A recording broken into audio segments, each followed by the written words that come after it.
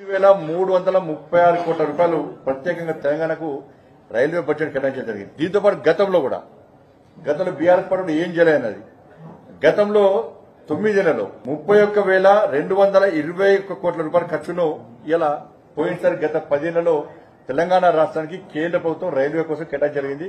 UPA ప్రభుత్వము గతంలో కేటాయించిన దానికంటే 20 రెట్లు ఎక్కువ కేటాయించినాం. ఈ 10 నెలల్లో 32,946 కోట్ల వ్యయంతో నూతన రైల్వే ట్రాక్ల నిర్మాణం తెలంగాణ రాష్ట్రంలో చేపట్టడం జరిగింది. ఇప్పటికే 100% రైల్వే విద్యుతీకరణ పనులు పూర్తి చేస్తాం. 100% తెలంగాణ రాష్ట్రంలో ఎక్కడ కూడా కనీసం పెండింగ్ లేదు. ఎక్కడ కూడా దాంతోపాటు తెలంగాణ రాష్ట్రంలో 437 ఆర్ఓబీలు ఆర్యూబీలు 437 కరీంనగర్ లో తీవ్ర పని కూడా ఉన్నది.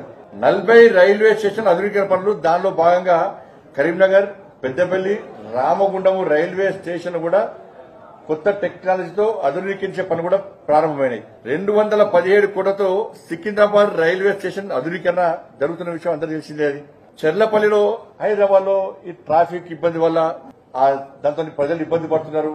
కేవలం నాంపల్లి, సికింద్రాబాద్ స్టేషన్లే ఉన్నాయి. కానీ ప్రజలు సమయాన్ని చేరుకోలేకపోతున్నారు అని చెప్పి ఉద్దేశంతో చెర్లపల్లిలో నూతన టెర్మినల్ పనులు కూడా 99% పూర్తయింది. ప్రారంభోత్సవానికి సిద్ధంగా ఉంది.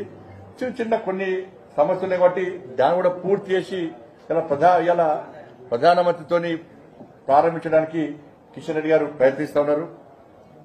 ఇవి కేంద్ర ప్రభుత్వము తెలంగాణ రాష్ట్రానికి ఇచ్చింది.